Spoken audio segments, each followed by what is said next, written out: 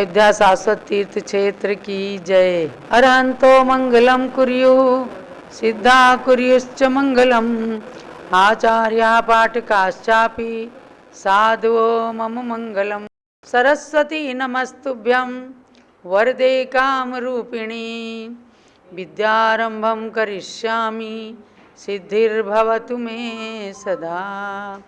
सरस्वती सभा मध्ये सुलक्ष्मी ज्ञानरूपिणी कल्याणी सर्वलोकस्य माता ज्ञानमती मता। जय बोलो पंच परमेष्ठी भगवान की जय। दात्सांगमयी सरस्वती माता की जय। सरस्वती की प्रतिमूर्ति पूज्य गणिनी प्रमुख श्री ज्ञानमती माता जी की जय। भव्यात्माओं, आश्रव त्रिभंगी की क्लास का समय हो गया है और आप सब करणान योग के इस जटिल विषय को भी आश्रव त्रिभंगी के माध्यम से जान रहे हैं कि कर्म सिद्धांत क्या है। यानी कि सोते उठते बैठते जागते हुए मूर्छित अवस्था में भी हर प्राणी के आश्रव हो रहा है, यानी कर्मों का आना हो रहा है, वही आश्रव है। चाहे वो एक इंद्रिय प्राणी है, चाहे हम सब पंचेंद्रिय प्राणी हैं, कर्म का आश्रव सभी को हो रहा है। और कर्म की स्थिति का परिज्ञान आश्रव के माध्यम से कराने के लिए आचार्य श्री श्रुत मुनि ने ये आश्रव त्रिभंगी ग्रंथ हमें प्रदान किया है। काफ़ी आगे तक आप सब पहुंच चुके हैं और अब 12 अगस्त को एग्ज़ाम देने के लिए भी सबकी तैयारियां चल रही हैं। यानी कि 42 गाथाओं तक की परीक्षा आप लोगों की होनी है, ये बात हम आपको बता चुके हैं। तब आश्रव के प्रकरण में मार्गणाओं में जो आश्रव का प्रकरण चल रहा है उस ओर ले चलती हूँ। मंगलाचरण प्रस्तुत है। विजिद चौघाई कम में केवल नाणेण नाद सयलथे वीर जिणे वंदिता जहा कमम मग्गणा सवम छे। मार्गणाओं में आश्रव का प्रकरण बताने के लिए भगवान महावीर को नमन करके और सबसे पहले 14 मार्गणाओं को आपको हमने बताया है। 14 मार्गणाओं में से गति मार्गणा, इंद्रिय मार्गणा, काय मार्गणा में आश्रव का प्रकरण जान चुके हैं और योग मार्गणा में आश्रव का प्रकरण चल रहा है। तो योग मार्गणा में आपने सबसे पहले असत्य मनोयोग, उभय मनोयोग, असत्य वचन योग, उभय वचन योग, इनमें आश्रव के प्रकरण को जाना कि इसमें 12 गुण स्थान होते हैं और 43 आश्रव होते हैं। 12 गुण स्थान की व्यवस्था आप समझ चुके हैं। अर्थात योग सबके पास हैं। मनोयोग, वचन योग और काय योग, इन तीनों के परिस्पंदन से आत्मा के अंदर जो कर्म आते हैं उनकी बात बताई है। तो 15 योग हैं। योग 15 हैं। कौन कौन से? 4 मनोयोग, 4 वचन योग और 7 काय योग। इन 15 योगों में से एक योग के अंदर आप आश्रव को घटित कर सकते हैं और किया भी है। सबसे पहले इसको बताया कि 57 आश्रव में से आप आहारक दिक को कीजिए, क्योंकि आहारक दिक की व्यवस्था बिल्कुल अलग है। वह केवल 6ठे और 7 विषय है। अब बचे थे 55 आश्रव। 55 आश्रव में से अपने 13 योग हुए। 13 योग में से एक योग के अंदर जब आश्रव घटित करेंगे तो उसमें से 12 योग निकल जाएंगे।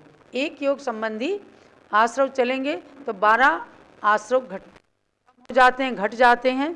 इसलिए हम एक योग में 43 आश्रव को घटित किया गया है।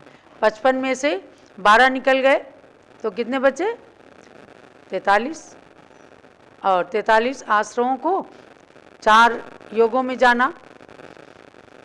अब 4 योग अलग, सत्य मनोयोग, सत्य वचन योग, अनुभय मनोयोग और अनुभय वचन योग और औदारिक काय योग में आश्रव की व्यवस्था बता रहे हैं। इसमें भी 43 है। अब जो है इनमें 13 गुण स्थान होते हैं। 13 गुण स्थानों में योग को घटित कर रहे हैं। तो पहला मिथ्यात्व नाम का गुण स्थान है। उसके अंदर 43 के 43 सब आश्रव हैं, यानी कि सभी का आश्रव है। अनाश्रव शून्य और आश्रव विच्छुत्ति है 5 की, यानी कि मिथ्यात्व गुण स्थान में 5 मिथ्यात्व रहे और उसके बाद में विच्छुत्ति हो गई। तो विच्छुत्ति का अर्थ आप ठीक से समझ चुके हैं कि गुणस्थान के अंत में वे विच्छिन्न हो जाते हैं, समाप्त हो जाते हैं और द्वितीय अगले गुण स्थान में उनका अनाश्रव हो जाता है, उनका अस्तित्व उसमें नहीं रह जाता है। चार्ट के माध्यम से भी आप अच्छी तरह से व्यवस्था को समझ रहे हैं और ये सारे के सारे प्रवचन आपको गणिनी ज्ञानमती यूट्यूब चैनल के अंदर भी प्राप्त हो जाएंगे। आपको तैयारी करने के लिए, एग्ज़ाम की तैयारी करने के लिए उसके अंदर एक बार सुन लेना है और विषय समाप्त होने के बाद 1-2 दिन में पूरा आपको रिवीजन भी करवाऊंगी। अब हम चले कि पहले गुण स्थान में 43 का आश्रव, शून्य का अनाश्रव और आश्रव विच्छुत्ति 5 की, अर्थात 5 मिथ्यात्व अब निकल गए। अब हम आते हैं दूसरे गुण स्थान में। तो दूसरे गुण स्थान का नाम है सासाधन सम्यक्त्व। ये इस गुण स्थान में 38 का आश्रव है। कैसे है? सारी की सारी पूर्व जैसी व्यवस्था, केवल इसमें गुणस्थान 13 हैं। लेकिन इसको भी रिपीट करने से आपका पिछला विषय भी और अच्छा पक्का हो जाएगा, उसका रिवीजन हो जाएगा और नए आश्रव की बात पता चल जाएगी। तो 43 में से 5 गए, बचे 38। दूसरे गुण स्थान में 38 का आश्रव है और 5 का अनाश्रव। इसमें करेक्शन लगा लीजिए आप। 4 जो लिखा है मिसप्रिंट हुआ है। नई किताब में यानी अगले एडिशन के अंदर इसका करेक्शन लग गया है, लेकिन जिनके हाथ में पुराना एडिशन है तो उसमें 4 लिखा है, इसको कट करके और 5 लिख दीजिए, क्योंकि 5 जिनकी विच्छुत्ति हुई मिथ्यात्व गुण स्थान में उनका यहाँ पर अनाश्रव है। अब आगे दूसरे गुण स्थान में आश्रव विच्छुत्ति आई तो 4 अनंतानुबंधी की विच्छुत्ति है। अनंतानुबंधी क्रोध मान माया लोभ की इसमें विच्छुत्ति हो गई। पुनः हम चलते हैं तीसरे गुण स्थान में। तीसरे गुण स्थान में आए हम तो 38 में से 4 निकाले गए, यानी 38 का आश्रव दूसरे गुण स्थान में है और विच्छुत्ति 4 की हो गई तो 4 विच्छुत्ति वाले निकाल दिए गए। तो अब आश्रव रहा 34 का। 34 का आश्रव और 9 का अनाश्रव। 9 का अनाश्रव माने 5 मिथ्यात्व और 4 अनंतानुबंधी, ये ऊपर के अनाश्रव और आश्रव विच्छुत्ति के अंकों को जोड़ा गया। 5 और 4 9। 9 का अनाश्रव रहा। आश्रव विच्छुत्ति में तीसरे गुण स्थान में सब जगह शून्य ही आता है। तो विच्छुत्ति है शून्य की, अर्थात कोई विच्छुत्ति नहीं है। चौथे गुण स्थान में आइए तो चौथे गुण स्थान में वही व्यवस्था है आश्रव अनाश्रव की, यानी 34 का आश्रव 9 का अनाश्रव और अब इसमें 5 की विच्छुत्ति हो जाती। कौन से 5? 5 कौन से होंगे? अप्रत्याख्यानावरण 4 और 1 त्रसबद्ध, ये 5 की विच्छुत्ति हुई। 5वें गुण स्थान में आते हैं। इसका नाम क्या है? देश विरत, देश संयत। इस गुण स्थान के अंदर अब 34 में से 5 निकल गए तो कितने बचे? 29। 29 का आश्रव और 14 का अनाश्रव, यानी 9 और 5 14, ऊपर के अनाश्रव और आश्रव विच्छुत्ति की संख्या को जोड़ा गया तो 14 का अनाश्रव हो गया और यहाँ 15 की विच्छुत्ति है। 15 की विच्छुत्ति माने कैसे?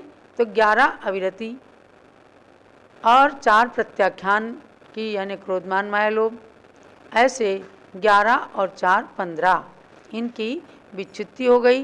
माने कि पांचवें गुण स्थान के अंत से विच्छिन्न होकर के प्रकृतियाँ ये आश्रव निकल गए। अब छठे गुण स्थान में इनका आश्रव नहीं होगा, इनका अस्तित्व नहीं रहेगा। छठे में आते हैं हम, छठे गुण स्थान में 14 का आश्रव, 14 इधर विच्छुत्ति जो 15 की थी तो 15 में यहाँ पर रहे 14, तो कैसे 14 रहे आश्रव में? देखो 29 में से 15 निकाले गए तो कितने बचे? 14। 14 के चलो फिर से आप अगर स्मरण में ऊपर नहीं रह जाएं ऊपर से गिनने में तो आप इनको लिख भी लीजिए। 14 का आश्रव कौन कौन से 14 हैं? तो 4 संज्वलन की कषाय और 9 कषाय, तो 9 4 13 और 1 औदारिक का योग। इस तरह से 14 आश्रव छठे गुण स्थान में है। अनाश्रव 29 का अनाश्रव, इनको भी आप एक बार नोट कर लें क्योंकि अब ये ज़्यादा हो गए तो किसमें से घटाना और कितने मिलाना इसमें आपको दिमाग ना लगाना पड़े तो आप अलग अलग, जैसे 14 का आश्रव लिख लिया ऐसे 29 का अनाश्रव है तो 29 भी लिखिए आप। 5 मिथ्यात्व का अनाश्रव, 12 अविरति, 4 अनंतानुबंधी, 4 अप्रत्याख्यानावरण, 4 प्रत्याख्यानावरण, ऐसे मिलकर के 29 हो गए। कितने? 12 5 17, 17 4 21, 21 4 25 और 25 4 29। 29 का अनाश्रव और आश्रव विच्छुत्ति छठे में कुछ भी नहीं है, शून्य। अब 7वें गुण स्थान में चलते हैं। जैसे जैसे ऊपर चढ़े तो आश्रव कम अनाश्रव ज़्यादा, और इस तरह से जब हम चलेंगे तो पाएंगे कि 13वें गुण स्थान तक सब कुछ समाप्त हो जाता है क्योंकि सत्य मनोयोग, सत्य वचन योग ये 13वें गुण स्थान यानी केवली भगवान तक रहता ही है।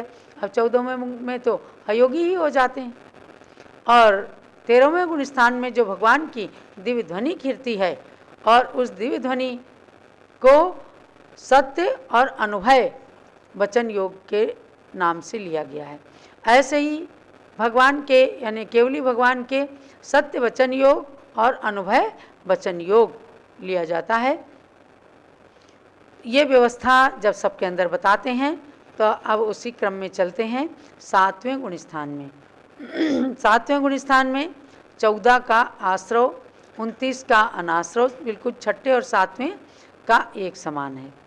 14 का आश्रव हो गया छठे गुण स्थान के समान यानी 4 संज्वलन, 9 कषाय, 1 औदारिक का योग, और 29 का अनाश्रव हो गया 5 मिथ्यात्व, 12 अविरति और 12 कषाय।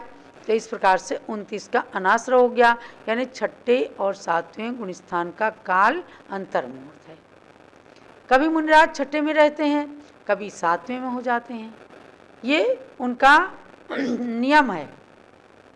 अंतर्मुहूर्त से ज़्यादा वे छठे गुण स्थान में भी नहीं रह सकते, अंतर्मुहूर्त से ज़्यादा वे 7वें गुण स्थान में भी नहीं रह सकते।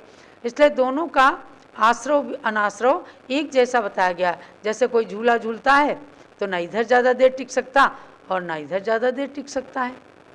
तो इसी प्रकार से छठे 7वें की स्थिति है कि मुनिगण चाहे आहार भी कर रहे हैं, लेकिन अगर वास्तव में भावलिंगी मुनिराज हैं तो उनकी व्यवस्था बिल्कुल सिद्धांत के अनुसार 48 मिनट यानी अंतर्मुहूर्त तक ही चलेगी। उसके बाद में एक क्षण के लिए चाहे बदलता है लेकिन गुण स्थान बदल जाता है। छठे से 7वां और 7वें से छठा। तो इसमें 7वें की आपने बात जान लिया, 14 का आश्रव और 29 का अनाश्रव, और विच्छुत्ति इसके अंदर भी कुछ भी नहीं अर्थात शून्य है। अब हम आ गए 8वें गुणस्थान में, 8वें गुणस्थान में माने अब ये श्रेणी का गुणस्थान शुरू हो गया। चाहे छपक श्रेणी में चढ़ रहे हैं, चाहे उपसम श्रेणी में चढ़ रहे हैं, लेकिन 8वें गुणस्थान 8वें, 9वें, 10वें में तो जाना ही पड़ेगा और इनका काल भी अंतर मुहूर्त ही है। तो अब श्रेणी के प्रथम गुणस्थान में 8वें गुणस्थान में चलते हैं तो उसमें आश्रव है 14 का, छठे सातवें के समान ही 14 आश्रव हैं और अनाश्रव 29 का। अब इसमें विच्छुत्ति और आ गई बस। 8वें में जैसे छठे और सातवें में विच्छुत्ति 0 की थी, लेकिन 8वें गुणस्थान में विच्छिन्न होती हैं 6 प्रकृतियाँ, अर्थात 6 आश्रव 8वें गुणस्थान के अंत से निकल जाते हैं। वो हैं हास्य, रति, अरति, शोक, भय और जुगुप्सा। यानी हास्य आदि 6 नौ कसाय, 9 कसाय होते हैं, तो 9 में से अभी 3 रह गई। स्त्री वेद, नपुंसक वेद, स्त्री वेद, पुरुष वेद, इनको आगे क्रम से पुनः विच्छिन्न किया जाता है, अर्थात नष्ट किया जाता है। तो ये 8वें गुणस्थान की बात हुई कि इसमें विच्छुत्ति है 6 आश्रमों की, हास्य आदि 6, और इनमें से 9 कसाय में से अभी अपनी 3 बच गई। अब हम चलेंगे 9वें गुणस्थान में। तो 9वें गुणस्थान के आपने सब जगह जाना है। 9वें गुणस्थान में 6 भाग हैं, क्योंकि एक एक भाग में एक एक वेद और एक एक कषाय आगे विच्छिन्न हुई हैं, इसलिए 6 भागों के बारे में जानना भी आवश्यक है। तो कैसे? अब हम चलेंगे इसमें 9वें गुणस्थान के प्रथम भाग में 8 का आश्रव। 8 का आश्रव कैसे हुआ? यानी ऊपर जो 8वें गुणस्थान में 14 का आश्रव था, तो 6 विच्छुत्ति, तो विच्छुत्ति वाली इसमें से घटा दी। 14 में से 6 घटाया, कितना बचा? 8। 8 का आश्रव माने 4 संज्वलन कषाय, 3 वेद और 1 औदारिक का योग, ये 8 बचते हैं। 8 का आश्रव है और अनाश्रव 35 का। आश्रव और अनाश्रव की संख्या को गिन लीजिए आप, 35 और 8 43, तो 43 में से ही हम ये जोड़ घटाना कर रहे हैं। और 13वें गुणस्थान के अंदर जो भी आश्रव, अनाश्रव, आश्रव विच्छुत्ति है, ये सब 43 आश्रवों में से ही है। 35 का अनाश्रव हो गया, यानी अब आश्रव कम, अनाश्रव ज़्यादा हो गए। 5 मिथ्यात्व निकल गए, 12 अविरति चली गई, 12 कसाय चली गई और हास्यादिक 6 कसाय चली गई। तो ये कुल मिलकर के 35 हुए और 35 का अनाश्रव है। 8 का आश्रव, 35 का अनाश्रव। जब आप इनको और भी अलग अलग लिख लेंगे या फिर इनको प्रश्नोत्तर के माध्यम से लिख लेंगे कि 9वें गुणस्थान के प्रथम भाग में कितने का आश्रव है? 8 का। 8 के नाम क्या हैं? तो आप लिखिए, उनमें अलग अलग लिख लेंगे। लिखने से विषय अच्छा पक्का हो जाता है। 4 संज्वलन कसाय, 3 वेद और 1 औदारिक का योग। फिर अनाश्रव कितने का है? तो 35 का। वे कौन सी प्रकृतियाँ? आपकी एक प्रश्नोत्तरी पूरी तैयार हो सकती है आश्रव त्रिभंगी की। तो अब इसके अंदर विच्छुत्ति है 1 नपुंसक वेद की, क्योंकि अब तीनों वेद जो चले आ रहे थे, तो 9वें गुणस्थान के प्रथम भाग तक तीनों वेद हैं। और अब प्रथम भाग के अंत में सबसे पहले वेद में नपुंसक वेद समाप्त हुआ, यानी उसकी आश्रव विच्छुत्ति हो गई। भाव वेद की अपेक्षा कथन है।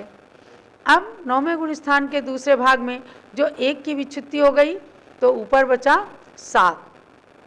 7 में मतलब 4 संज्वलन कसाय और 2 वेद और 1 औदारिक का योग, ये बचे 7। तो 7 का आश्रव और इधर 1 अनाश्रव में मिल गया। जो नपुंसक वेद की विच्छुत्ति हुई थी उसका अनाश्रव हो गया। 36 का अनाश्रव और विच्छुत्ति यहाँ पर भी 1 की। नपुंसक वेद के बाद स्त्री वेद का नंबर आया। स्त्री वेद भी, भाव स्त्री वेदी भी कोई थे, तो उनकी भी स्त्री वेद की भी यहाँ पर विच्छुत्ति हो गई। अब हम 9वें गुणस्थान के तीसरे भाग में आए, तो एक तीसरे स्त्री वेद की विच्छुत्ति ऊपर हो गई, तो 7 में से 1 और निकल गया, 6 का आश्रव।